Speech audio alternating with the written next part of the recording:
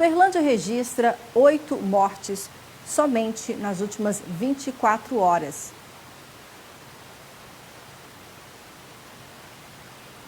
Em nosso jornal, vamos falar hoje sobre os impactos da Covid, em especial sobre a demografia de Uberlândia e também da nossa região. Vamos entender o perfil da população infectada pelo novo coronavírus, com a participação do professor e pesquisador do CEPS, o economista Luiz Bertolucci. Então fique em casa, fique com a gente que o Jornal da UFO está só começando.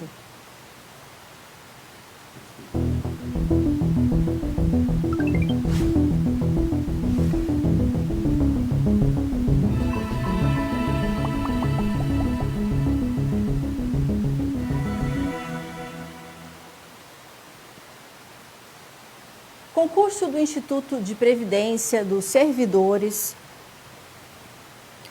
Públicos do município de Uberlândia, o IPREMO, tem provas adiadas devido à pandemia e a produção da vacina de Oxford contra a Covid é interrompida. Veja mais detalhes sobre essas duas notícias com a repórter Larissa Oliveira. Boa noite, Patrícia. Boa noite a todos que acompanham o Jornal da UFO.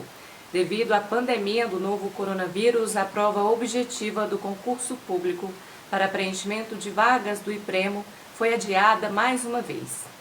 O exame, que já havia sido remarcado para acontecer no dia 27 de setembro, ocorrerá em uma outra data a ser confirmada e divulgada.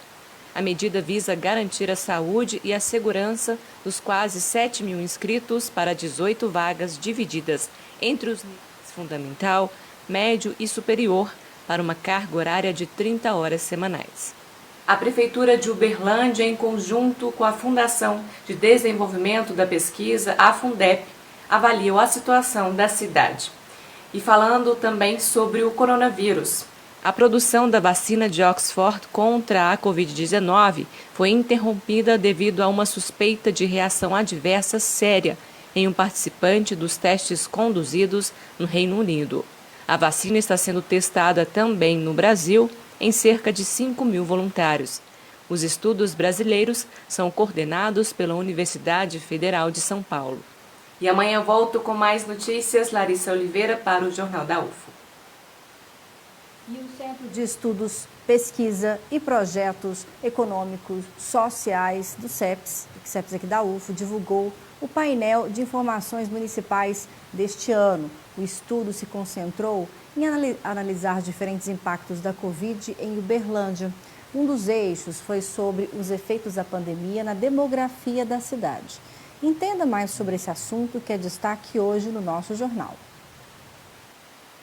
Ora, a gripe foi justamente a morte sem velório. Morria-se em massa. E foi de repente, de um dia para o outro, todo mundo começou a morrer. Os primeiros ainda foram chorados, velados e floridos.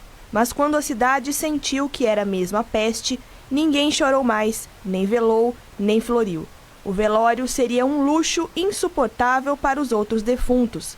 Era em 1918. A morte estava no ar e, repito, difusa, volatizada, atmosférica. Todos a respiravam.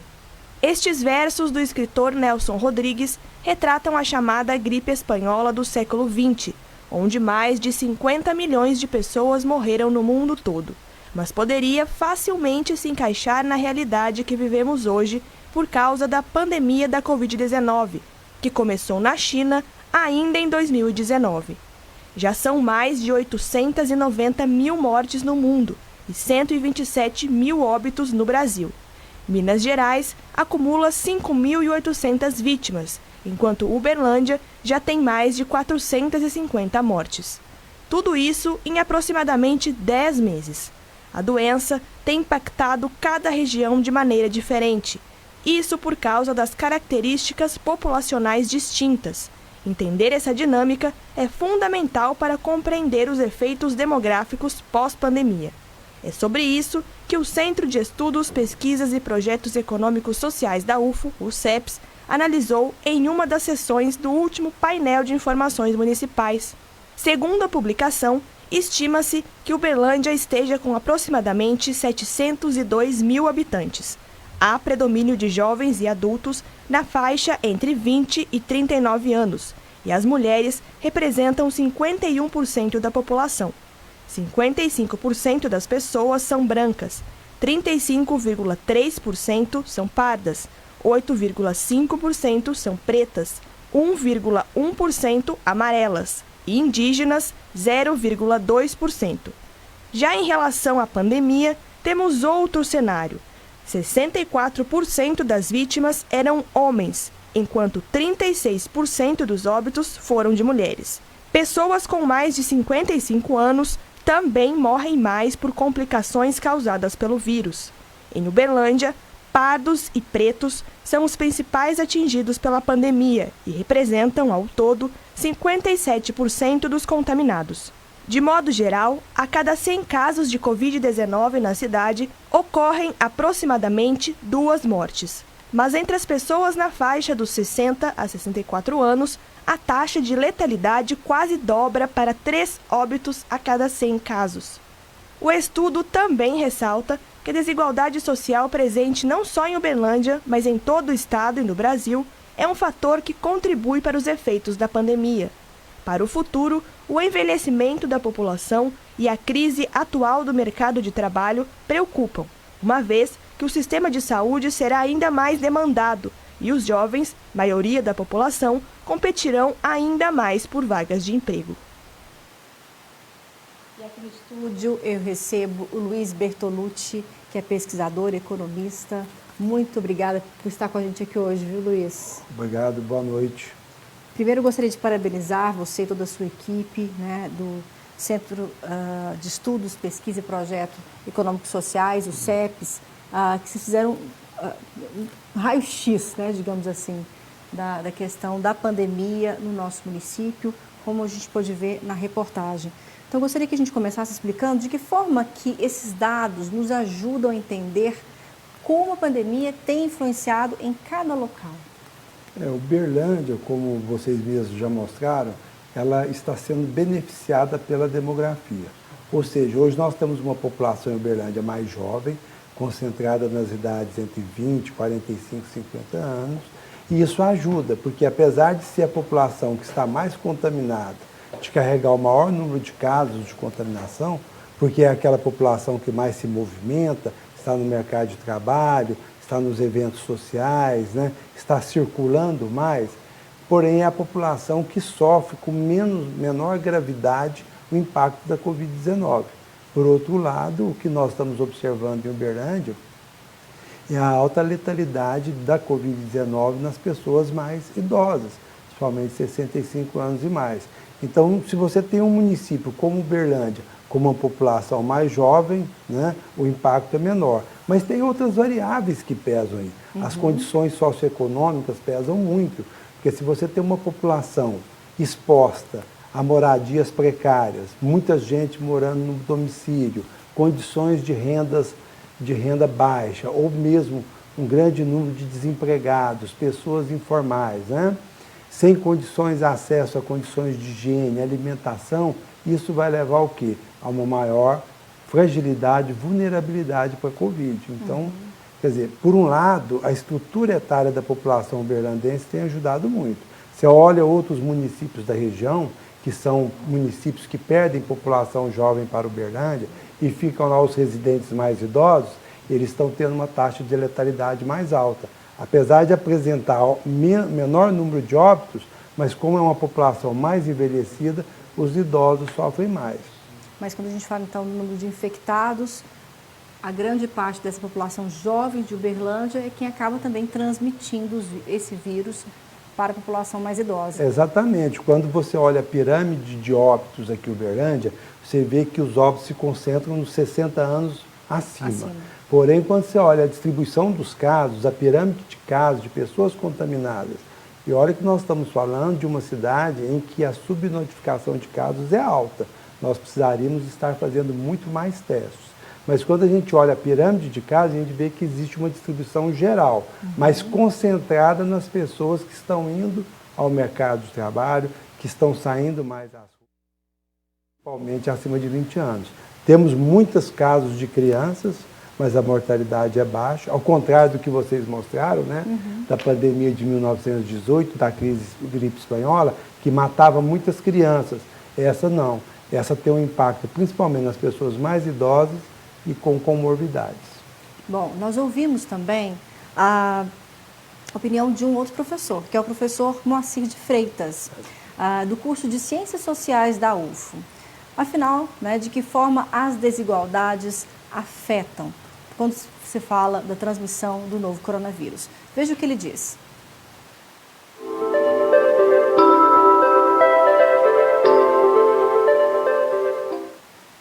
Apesar de eu ainda não ter visto dados especificamente sobre Uberlândia, é muito provável que aqui, tal como em outros lugares do Brasil e do mundo, a relação entre as desigualdades sociais e a pandemia se faça presente de um modo muito marcante. É sempre bom a gente lembrar que o Brasil é um dos países mais desiguais do mundo.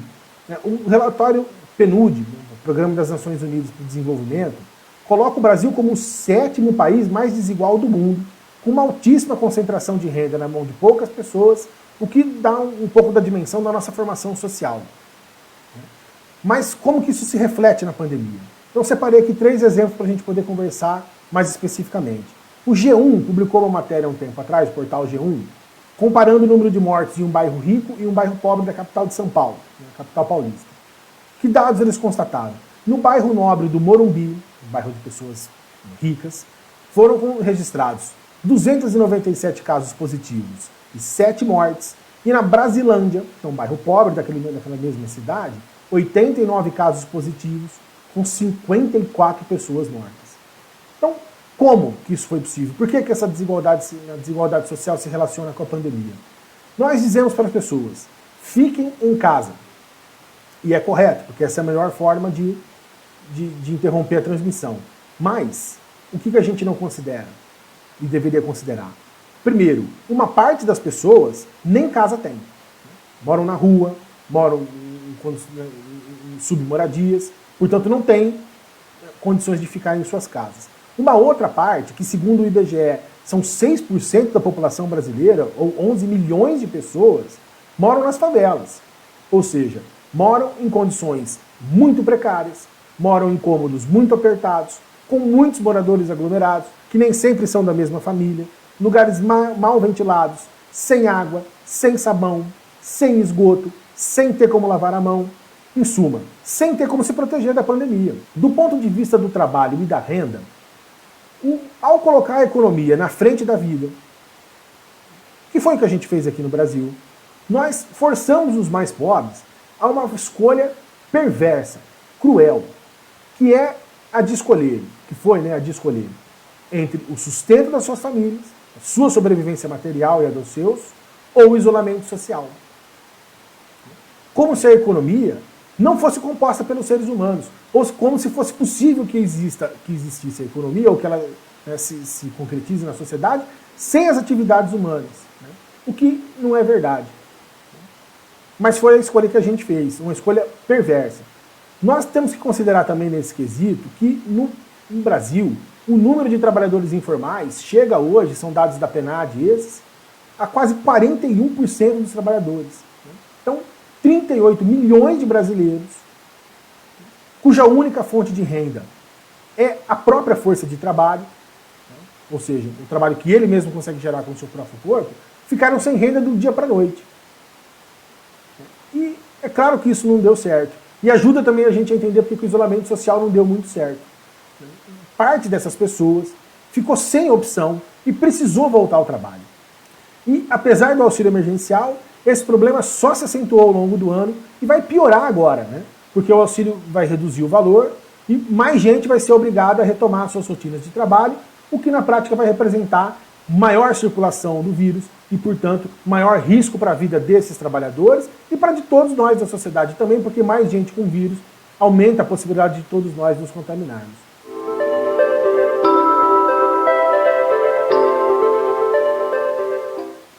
De um ponto de vista geral, eu penso que nós precisamos debater se esse caminho que a gente tem hoje, que aumenta as desigualdades e põe em risco a vida de milhões de pessoas em troca da acumulação de riquezas por uma ínfima parcela de privilegiados, deve ou não permanecer, ou se nós devemos buscar outros caminhos que reduzam as disparidades sociais entre nós. Em relação aos mais pobres, os efeitos da pandemia vão se expressar, muito provavelmente, pela precarização ainda maior da vida, né? Pela acentuação da crise econômica, pela piora nas condições de vida, pela diminuição ainda maior dos empregos formais e, por consequência, a ampliação dos subempregos e das atividades precárias de trabalho, bico, freelancer, né? Trabalhos pontuais e outros, que permitem as pessoas sobreviverem materialmente, mas não permitem que a gente planeje a nossa vida ao longo do tempo, né? Portanto, relegando uma parcela das pessoas a só ter o presente do trabalho como vida, né? Não ter nenhum tipo de perspectiva que não seja o sustento diário, e, consequentemente, a ampliação ainda maior e mais exponencial do número de excluídos e de miseráveis, que já é muito alto no Brasil, que simplesmente não vão conseguir se incluir mais economicamente na sociedade, cujas consequências, evidentemente, serão gravíssimas. Então, esse é o único caminho? Não, não é o único caminho. Poderia ser diferente e deveria ser diferente. Mas, pelo que a gente tem visto das respostas que os governos federal, estadual e municipal têm nos dado no trato da pandemia, infelizmente eu penso que a gente não deve esperar um cenário muito positivo ou muito diferente desse do que eu estou relatando, apesar de ser possível. Muito obrigada, professor Moacir, por participar com a gente aqui no Jornal da UFO, sempre com informações muito valiosas. E aqui no estúdio, Luiz Bertolucci, que é economista e pesquisador do CEPS da UFO. Voltando a falar então da pesquisa, e o professor Moacir falou muito sobre isso, a questão dos pardos e dos pretos, né, que se apresentaram como as principais pessoas atingidas pela Covid-19. Qual seria a explicação, Luiz, em questões principalmente sociais e econômicas? O que nós acreditamos é que a letalidade, os resultados do painel mostrou que a letalidade foi muito maior para os homens pretos.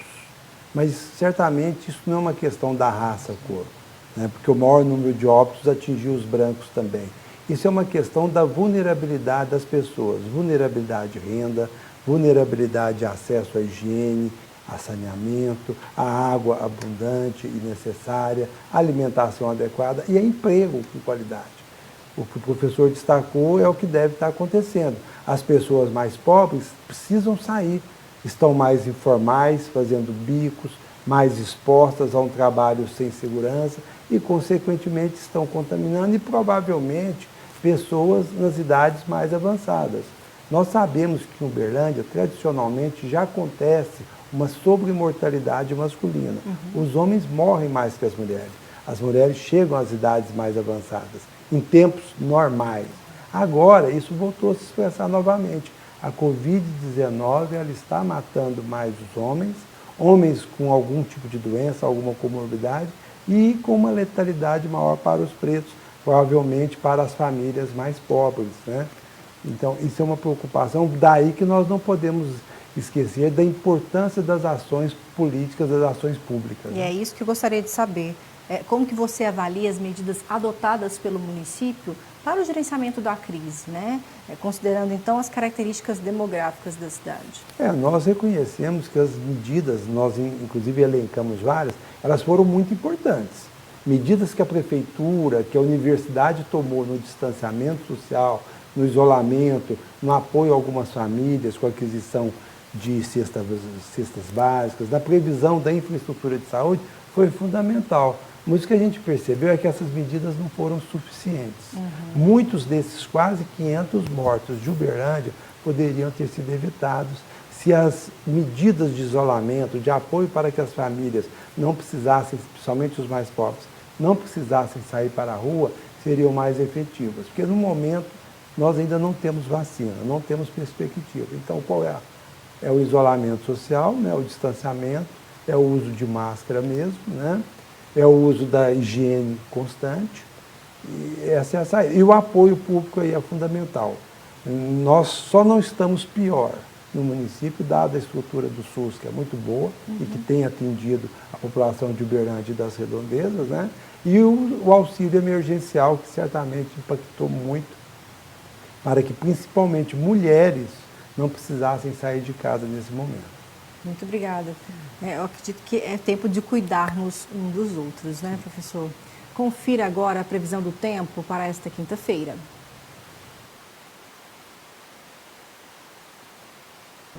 De acordo com o boletim epidemiológico sobre o coronavírus em... Vamos ver primeiro, então, os números do novo coronavírus aqui em Uberlândia e também em Minas Gerais. Quem traz as informações é o repórter Júnior Caritel, que acabou de aparecer aí na tela. Pode voltar, Júnior. De acordo com o boletim epidemiológico sobre o coronavírus em Uberlândia, 8 mortes foram registradas nas últimas 24 horas. Ao todo, 462 pessoas morreram da Covid-19. O boletim informa também que 2 mortes estão sendo investigadas. Já os casos confirmados ultrapassam 22.800 pessoas infectadas. Só de ontem para hoje, 256 testes deram positivo. 91% dos leitos de UTI destinados a pacientes com Covid-19 estão ocupados. Em Minas Gerais, mais de 238 mil casos foram confirmados da doença.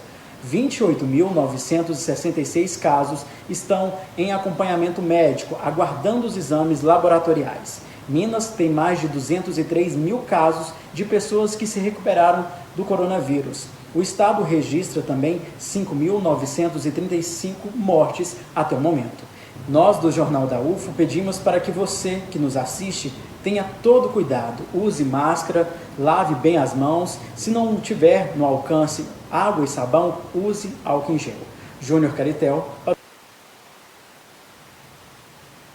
Bom, vamos então, já que o Caritel falou dos números, né? 8 óbitos nas últimas 24 horas. Professor, de que forma que esses dados do painel impactam diretamente no comportamento da nossa sociedade? Então, nós precisamos ter mais cuidados, porque quando nós fechamos o painel, nós estávamos com uma média móvel de óbitos em torno de 5. Agora hoje já está falando em 8, eu não sei se é a média. Se for a média, subiu o número de óbitos. Então nós precisamos acentuar o cuidado com os nossos idosos, com as pessoas com alguma comorbidade, e como o Nelson Rodrigues até lembrou, e na época os pesquisadores destacaram, vamos evitar aglomerações, vamos evitar locais públicos, vamos evitar visitas, apoiando as pessoas que precisarem, mas evitando visitas. O uso de máscara é fundamental. Isso é uma rotina que nós vamos ter que usar, pelo menos até no início do próximo ano. O uso de máscaras e enquanto higiene. não tivermos uma vacina, né? Exatamente. Todos os cuidados que as autoridades de saúde, né, estão nos oferecendo e chamando a atenção. E que funcionaram em outras pandemias, certamente vão nos ajudar a superar mais essa. Muito obrigada, professor. O CEPSA continua fazendo o monitoramento. Nós temos a intenção de atualizar esses dados, porque como nós fechamos em agosto, em plena pandemia, então nós temos intenção de fechar esses dados no final do ano, né, e tentar atualizar essas medidas para o município. Excelente. Já agradeço, então, a sua participação, viu, no Jornal da UFO.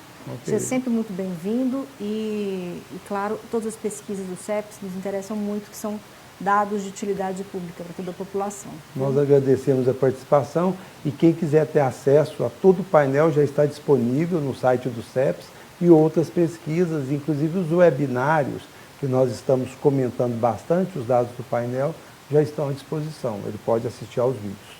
Excelente. Tá. Muito obrigada, viu? Eu que agradeço. Bom, a gente encerra essa edição do Jornal da UFO. Muito obrigada pela audiência. Olha, amanhã nós vamos falar sobre clima, em especial neste inverno, os efeitos das queimadas. Então eu te espero. Até amanhã. Tchau, tchau.